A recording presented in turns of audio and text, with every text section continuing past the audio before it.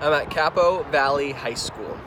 Now, I didn't check in at the front office officially, didn't get the name badge, so we'll see how long I can hang out until I get the boot.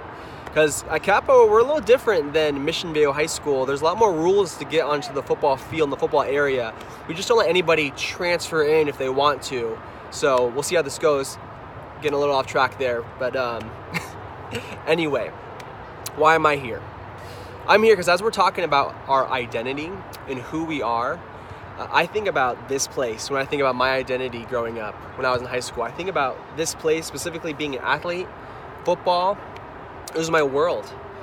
Last week we talked about wearing masks, and we all have a closet full of masks that we wear in different circles that we run in. And that if we want to live an authentic life, we have to get rid of the mask and we have to be real. And in a similar way, when I was in high school, my mask was my football helmet. It was my everything. It's what I wanted to be known as. I thought if I got a little bigger, if I ran a little faster, if I got better at the game, that my coaches would have more value in me, that my dad would love me more, my parents would give me some more attention. It was totally twisted. Because here's the reality. We all have a desire to belong. God has put this inside each and every one of us, that we want to belong. We want to be part of something. And when we look at culture to see what it means to be a man, to look at what it means to be a woman, culture has got it so twisted. We have to go to the Bible to see what it says about our identity. So speaking of our Bible, it's not on your outline, but it's 1 Corinthians chapter 4, verse 3 that we're going to start in. I'll read it for you guys. It's 1 Corinthians 4, verse 3, if you want to write it down. And it's Paul talking. And Paul says, I care very little if I am judged by you or by any human court. Indeed, I do not even judge myself. In other words, Paul has found something greater to live on, to base his life. It's a sense of identity that Paul is saying that can't be defined by other people. Once we are able to live in this place, we could live in a way that we're not afraid to stand out. We're not afraid to live our lives in a way that's different. Let's jump to the scripture that's on your outline. It's Luke chapter 19. We'll start at verse 1. We're going to read all the way through. It's a little out of order. We'll get to the box above in a little bit. But starting at verse 1, it says, Jesus entered Jericho and was passing through. A man was there by the name of Zacchaeus, and he was a chief tax collector. He was wealthy. He wanted to see who Jesus was, but because he was short, he could not see over the crowd. So he ran ahead and climbed a sycamore fig tree to see him, since Jesus was coming that way. Let's stop there for a moment. When was the last time you would do anything to get close to Jesus? For Zacchaeus, it literally meant Jesus walking down the street, but for us, we have access to Jesus 24/7. When was the last time you were so desperate to spend time with Jesus and to see Jesus that you said no to something in order to make time for him? That you woke up early, even though you're not a morning person, to spend time with God? That you're so tired before you're going to bed, you push through and you spend time in the Word just for 10 minutes. It's a good reminder for us that just to cling to God and to do anything we can just to see a glimpse of Jesus. I love that. Verse 5, when Jesus reached the spot, he looked up and said to him, Zacchaeus, come down immediately. I must stay at your house today. So he came down at once and welcomed him gladly. All the people saw this and began to mutter, he has gone to be the guest of a sinner. But because Zacchaeus stood up and said to the Lord, look, Lord, here and now I give half of my possessions to the poor. And if I have cheated anybody out of anything, I will pay back 4 times the amount.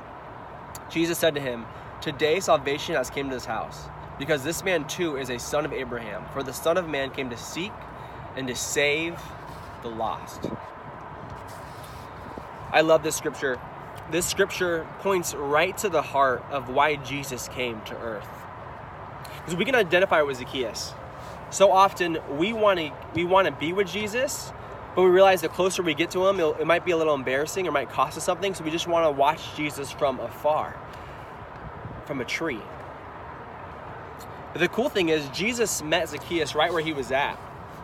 And in our lives, we don't have to clean up our lives before we get close to Jesus. It's not how it works.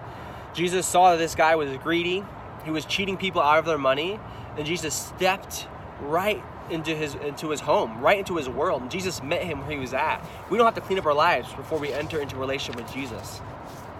Now, nobody liked this dude, Zacchaeus. Let me just paint a picture for you guys. This wasn't like Zacchaeus moved into a town where these people were living. He was part of this culture his entire life. So the people who were muttering around him likely knew him their entire lives. They were neighbors. But when the Roman government came in, he kind of jumped ship. He went to their side and became a tax collector, but not just any tax collector, a chief tax collector. And all these people saw him from the moment he was normal like them to all the way getting more and more and more and more wealthy by doing wrong things, by collecting more money than he needed. And his neighbors could look at him and think to themselves, I remember when this dude used to eat like a cup of noodles for dinner. Now he's getting all fancy on us and he's ordering DoorDash, and his clothes are getting more and more nice and better, and he no longer lives in the shack. He's got walls going up in his house. He lives in a mansion. And people realized Zacchaeus is spending all of our money, and there's nothing anybody can do. Nothing anybody can do until Jesus came into the scene. Now don't miss this. Jesus didn't demand or set a rule for Zacchaeus to make things right. If you read it again, you'll realize that Zacchaeus wanted to. He found himself something more valuable, a better way to live life. And I think this is a really good example. Zacchaeus is a good example of how we should respond to Jesus. It's a great example of how we should respond to Jesus, because you might have to ask yourself, and you will ask yourself, if I put Jesus Christ as my identity, will I have to change my life? No, you'll want to. You'll want to change your life. Because Zacchaeus had to reestablish himself. You see, he didn't just verbally say, I want to follow you, I believe in you. He actually followed him. And the cool thing is, from this scripture, from this story, we see that Zacchaeus' actions followed his commitment. I know there's so many times in my life where I'll say I want to follow God, where I'll say, God, I love you, but my actions do not follow that. Zacchaeus was desperate to see Jesus. And then he followed him. And then he was willing, it was a heart check, and then his actions followed his heart to give back all the money that he wrongly collected, and even more than that. In our lives, our actions have to follow our commitments if we're going to live in the light of the way Jesus sees us. Jesus is not safe. Following Jesus is not comfortable, but it's good.